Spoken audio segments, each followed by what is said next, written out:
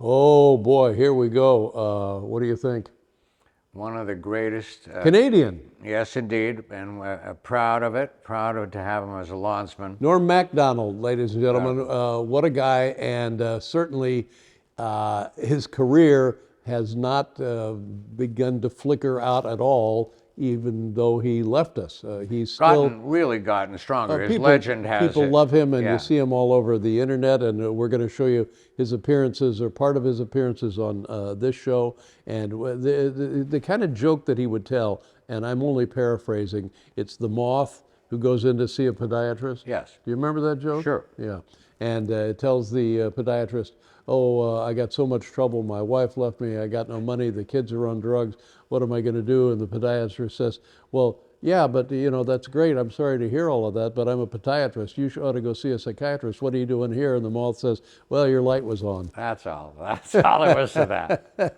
And the foundational reason that I loved Norm from the beginning, my good friend when I first moved to California was George Miller. Sure. And all George cared about, jokes. He would write jokes. He didn't want to be on a sitcom. He just wanted to do his jokes and go home. And I thought that George was an acquired, maybe even a peculiar marginal taste in the world of comedy. And once I found out that Norm Macdonald loved George Miller, then I loved Norm Macdonald even more. I see the similarity between the two guys. That's right. But humor on another level. Humor on another level. And you got the sense sometimes that Norm would tell jokes that he knew would not get laughs, and that made him happy as though they had killed.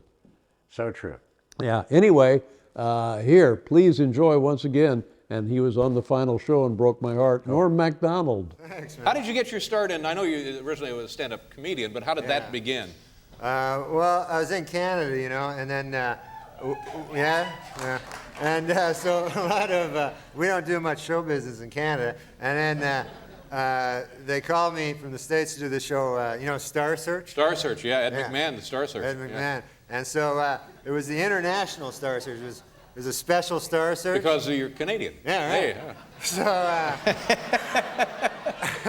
So I was in that, and then I lost. It was horrible. Oh. I got the lowest score ever. Really? Yeah, and that's what they told me. And so I was up against guys that were much more international. Like there was one guy, he was from Africa, and he had like a big robe and a hat, and then another guy from Australia, and he had a hat too, and then I just had like a jag and a little tie. Yeah, you needed the hat, sure. I didn't have a hat. So, and all my stuff wasn't funny. That didn't help. No, that's no. All the hats in the world won't help that. So I went on. It was really humiliating. I'm sorry to hear that. And nobody laughed. Even Ed didn't laugh. I knew I was doing bad. Ed McMahon wasn't laughing? That's what he does for a living. Yeah, more or less, sure. So he was taking some time off while I was out there. And he was just glaring at me there. But he was a good guy. He always makes it dramatic, tries to make it dramatic. Yeah. It's a big moment. Yeah. Sure. So even if it's, everybody knew I was going to lose, but you have to go out with the other guy and with the guys with the hats, and I knew I was going to lose. And then, he goes like, another tough decision for the judges. And that was the only time I heard laughter when I was on stage. And he said, all right, Canadian champion Norm Macdonald receives 3/4 of a star. That's not good. No. That's not good at all. I figured out later that to get 3/4 of a star, 3 guys had to give me 1 star, and then 1 guy gave me none. And you're getting to be kind of like a celebrity, like a big deal, aren't you? Yeah, kind of marginally. I did a celebrity golf tournament. Is it fun? It's all right, well, it didn't work out very well. Why not? Well, the thing is, the idea is you go, and there's 3 regular guys, and then there's the celebrity. Yeah. So it'd be like a guy from the Rotary Club, a guy from the bank, a guy from the Kiwanis Club, and you playing a foursome. And so I showed up there, and there were 3 guys there. My tee time was like 10:15, and so one of the guys, he says to me, we're just standing there, and the guy says to me, he says, Hey, I wonder who our celebrity is. That's no good. So, you don't want to, it's hard to identify yourself as a celebrity Sure, to others, yeah. And so I said it was me, and we golfed. I spent the whole first 9 holes trying to explain who I was to the guy. And plus, there were other guys. They were like celebrity spotting. They were like envious of all the others. So then I was like, "Hey, Scully Mitchell, look at that over there," Or there's Chachi. I was even doing it, And It's kind of a thrill for you as well. it Then. was pretty cool to see these guys. And plus, it doesn't help that I'm no good at golf. I stink at golf. Not so, very good. Not only, I'm in the woods all the time trying to find my ball, and they're out in the fairway going, "Hey, where the hell's that guy? We don't know who he is," It sounds like a fun outing, though, all in all. Yeah, it was fun. Now, when you go out, generally, I would guess, though, the people usually know who you are when you're walking around New York City, especially. You get recognized all the time? A little bit. Sometimes, a lot of times I get like, hey, you're that guy from Saturday Night Live. And then I go, yeah. And then they go, that show sucks. No, see, that's not good. That's no good. And then I go, yes, thank you very much. Sometimes, a lot of times, because I'm not famous, but one guy will recognize me and everybody else won't. So it'll just make a big, hey, and then everyone looks at me, what? And then I go, I'm the guy from the TV. But I want to get famous, that's my big goal. Really? To Not be famous? enough so that I can't walk down the street, Right. like you, where your life is hell, but I want to.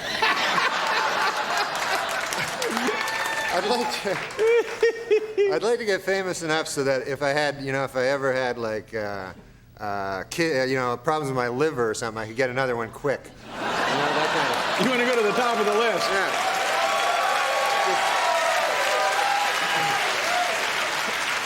How is your liver? Everything all right there? Okay, good. Everything's good. fine Knock with on my wood, liver, thank but God. if I get famous enough, I'm going to hit the booze. Yeah. And it's nice to know that you have that as kind of an insurance policy. Yeah. And you're a Canadian, as is Paul. Yeah. Yeah. Canada. Is that where you began as a comedian? Yeah, I did stand-up in Canada, and man, that stinks. Really? Oh my God. You ever go on the road and do stand-up? Yeah, used to do that all the time, sure. That stinks, right? Yeah, it was not, the travel was grueling. Yeah, plus everyone hates you. Yeah. Yeah. Oh, I didn't need to go on the road for that. But I remember this one gig I did. It was like, I call them a gigs. Yeah, sure, because you're in showbiz. Right. So it was in Red Deer, Alberta. You know where that is? Oh, yes. Well, every other place in the map. Part of that Red Deer Metroplex up there in Alberta. Yeah, it was just outside of Red Deer, and Just outside of Red Deer. it was before I was hot. So I couldn't get Red Deer. So for those of them that didn't understand the first part. Yeah. So I was at this gig, and it was tough, the guy told me before I went on, he said, you got to do the whole hour. I had to do an hour. Gee, that's grueling. That's a long That time. really is tough. And he said, if you don't do the hour, you don't get the check, Yeah. because a lot of people have been, leaving before the hour was over. And so I started doing my comedy, and everyone hated my guts. And so 10 minutes into it, if everyone hates your guts for the first 10 minutes, you're not going to win them over. It's discouraging. Yeah, you're not going to have a good other 50 minutes. No. So everyone hates me. So then after a whole hour of that, I have to host a joke contest, where I bring people from the audience A little up. talent show kind of thing. Yeah, and they tell their jokes. Yeah. So they go up and they're hostile towards me. Oh my God. So every guy, it would be like he would use me as like the butt of the joke. Yeah. You know what I mean? The guy would be going, okay, they have a mic there in their hands. Oh, that's what you're doing. Thank you, Norm. Thank you. And what would this be? Would this be a phone? Hello? Sometimes this isn't a mic. Some of my jokes. But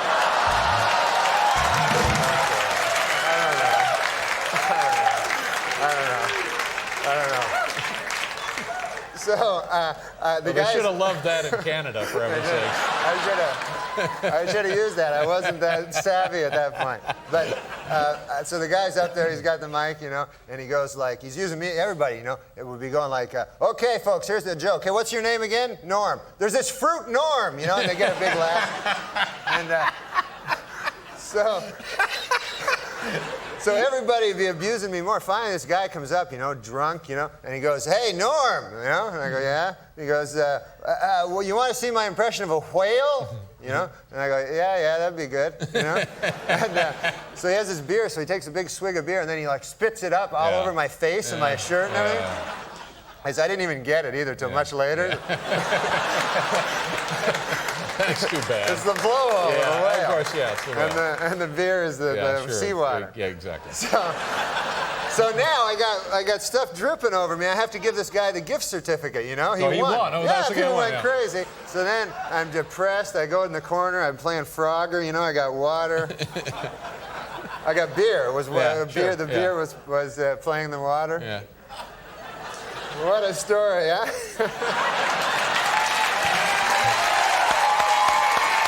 I want to become real famous, you know? Yeah. Real, like famous. Yeah. I want to be like you, you know, famous. No, I'm not. Like John Goodman. John Goodman, that's a famous guy. Yeah, John Goodman. But I'd say you're more famous than John Goodman. Really? Yeah. Well, all right. So I want to get that kind of fame where just, you know, people bug you all the time. And, you know, I'd like maybe a woman show up, figure me for her husband. You know, that kind of thing. That's what I'm looking for. All right, well, sure. But I get kind of like... I think I can make that happen.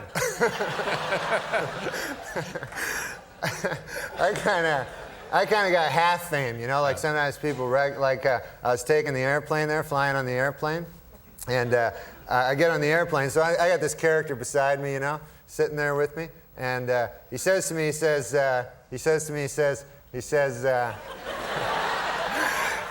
I really like you on the show there, Fred. He calls me Fred. Fred. Yeah. So he recognized me, but he thought my name was Fred. Yeah. So I figured, what the hell, it's a name, Fred, right?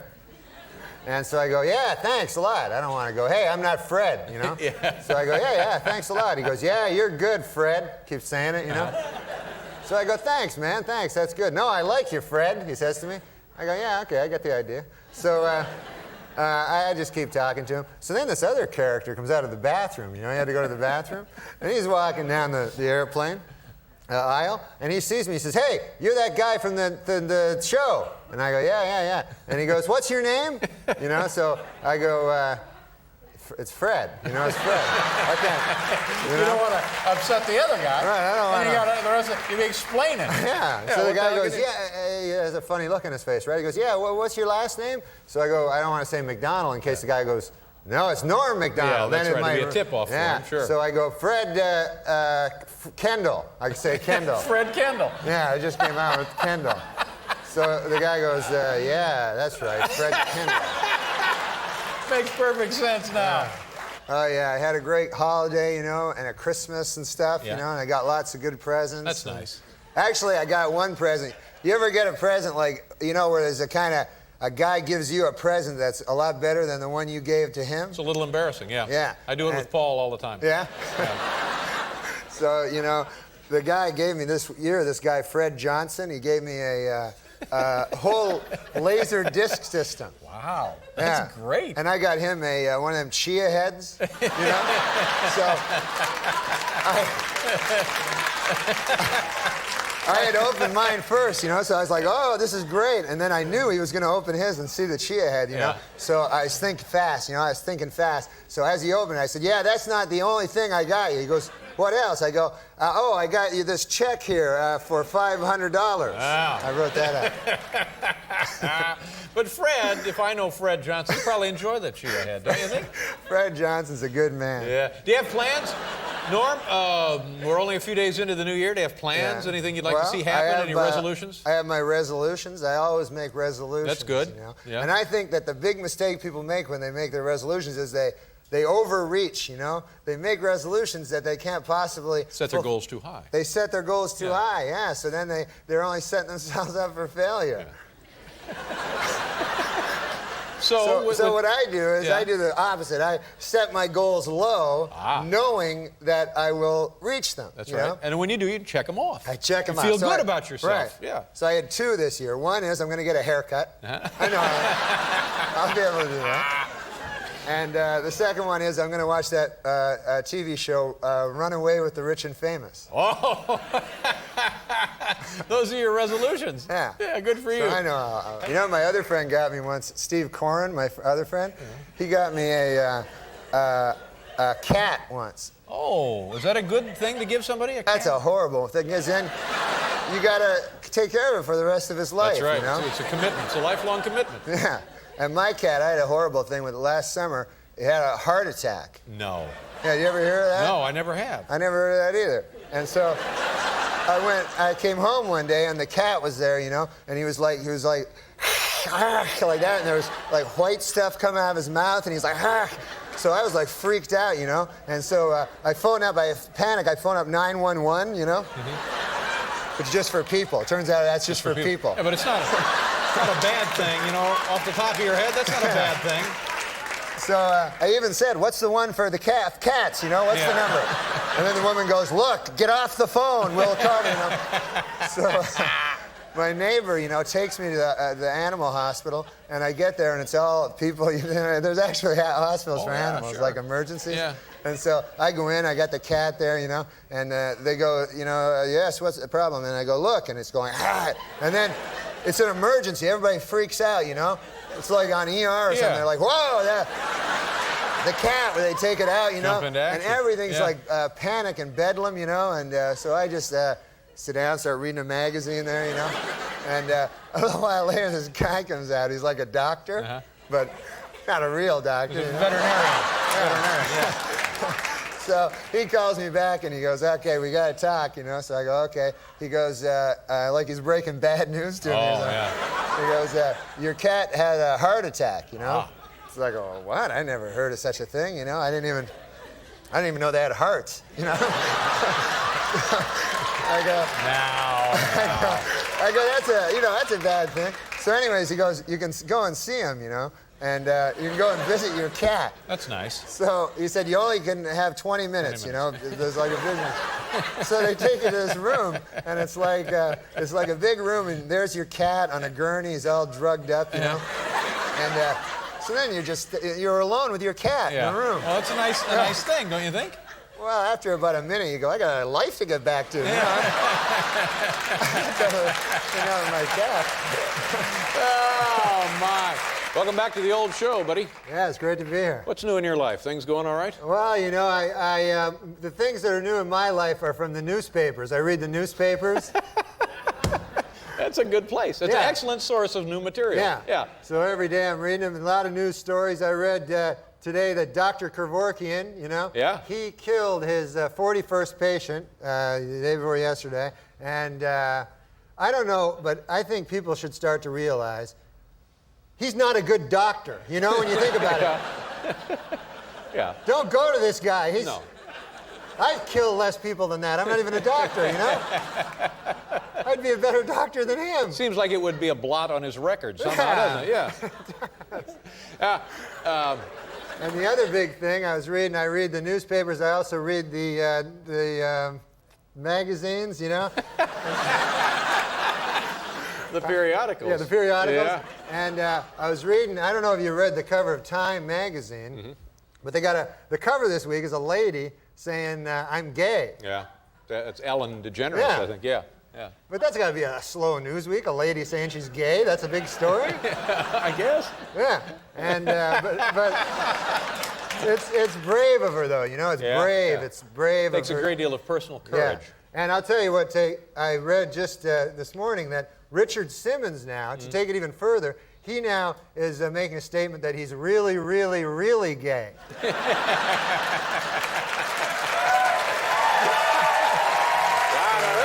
news. Yeah. To me, that ought to be on the cover. Yeah, he got burned. But the big thing, of course, is also the Hale Bopp comic. Have you seen it? Haven't seen it. I'm proud to say I've seen it like 15, 16 times. You have? Absolutely. Yeah, I saw it last night driving home. You did? Oh, it's unbelievable. Yeah, I know. I should see it, you know, because I didn't know it was going to be around for like a month. I thought a comet goes fast, you know? You know what I mean? Like a bullet, just Yeah, bing! like, oh, there's the comet, it's gone. Oh, we'll never see it again. But this comet is like real slow. Yeah. And I was reading in a magazine periodical, Yeah, as you sure. call it. Yeah. I was reading that it was named after Hale and Bop. Two you guys. know? Two guys, yeah. Yeah, there's two guys. There's Hale, Yeah, right? Right. And Bob. Yeah. They discovered it independent of one another. Oh, they did? Yeah, it wasn't like they were hogging the tear. Let me take a look. No, you know. They found it the same night in two different locations. Didn't even know each other. I didn't know that. Yeah. Because I don't know. I know so much less than most people. You know? That takes a lot of courage to admit that, too. No, I know. Put you on the cover of Time. I'm dumb.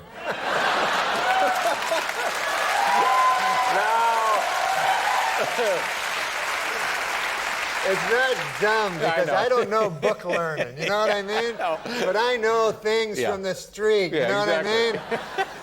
what I mean? Like, but I. So anyway, the comet now. Have I you can't. not I seen haven't it? seen it. I don't know where. I know it's in the sky, but I haven't. I went. I almost thought I took a plane to see my mother. Oh, that'd be a great opportunity to see the comet, yeah. And so we were on the plane, and then the guy comes on, the pilot, you know, he comes on, he goes, "Yes, people of the plane." He didn't say that. People of the plane. He said, "Passengers, you know." He says, "Listen, guys, if you look out, if you're on the left side of the aircraft, you know, if you're sitting, you can look out, see the Hale-Bopp comet." And of course, I'm on the right side of the damn plane. So I look out, and I said, all I got is like the wing of the plane, you know? So I get gypped, you know? So then I land, you know, I haven't seen it. And then I go to my not my grandmother, my mother. It's my son's grandmother. I go to my mother's, I'm sorry. That's right. I can see where you are. I am She is a grandmother. She's just not your grandmother. Right. Yeah. So I was with her, and she goes out on her balcony, you know, and she goes, "Oh, Norm, the Hale-Bopp comet is up in the sky." And I go, "Oh man, I'm going to see that." But I was watching Rhoda. You know Rhoda? Yeah. And so I said, "I'll be there in a minute. I'll be there in a minute." I'm watching, and then I fell asleep. And I Yeah. missed So it. you Not that it was Rhoda. It wasn't a boring show. No, yeah. But I think, Norm, I think the comet will be visible for a few more days. Yeah, You really they ought say to that. take advantage of it. Yeah, well, now, you know, it's weird, the comet, because it's like tainted now because all those guys killed themselves, you know, and now, I don't know, you can't look at the comet without thinking about a bunch of dirty ghosts flying around a spaceship, you know? Well, that's perhaps your own personal struggle with the comet. Do what you can. Were you ever in a cult yourself? Oh, what? No, I don't know. Maybe. You never know, you know? No, I've never been in a cult. Yeah?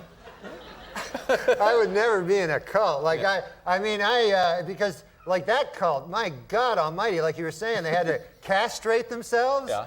I mean, that's a thing. Well, I don't think they had to castrate themselves. I think they had a technician. Oh. Like a Okay. dental hygienist. They didn't have to do it themselves. Okay, but they had to get castrated. Yeah. Yeah. So, I mean, that's a thing that, you know, that's a big thing in your life. You know what I mean? It's a huge commitment. Yeah. So you have to really believe, and believe me, you know, I mean, I want to ride in a spaceship as much as the next guy, you know? But it'd be fun. Yeah, it'd be great. You know? Everybody likes that. What you're saying is there's a limit. Yeah, and plus, you know what? These guys are probably up in the spaceship, and they're like, "Good Lord, what were we thinking? We castrated ourselves. Here we are in a spaceship. Maybe there's some nice-looking ladies up there on Pluto." No dice now. Yeah, they're castrated. When Maybe the aliens are going, "You morons! We on our planet we value testicles above all else." You know? I guess.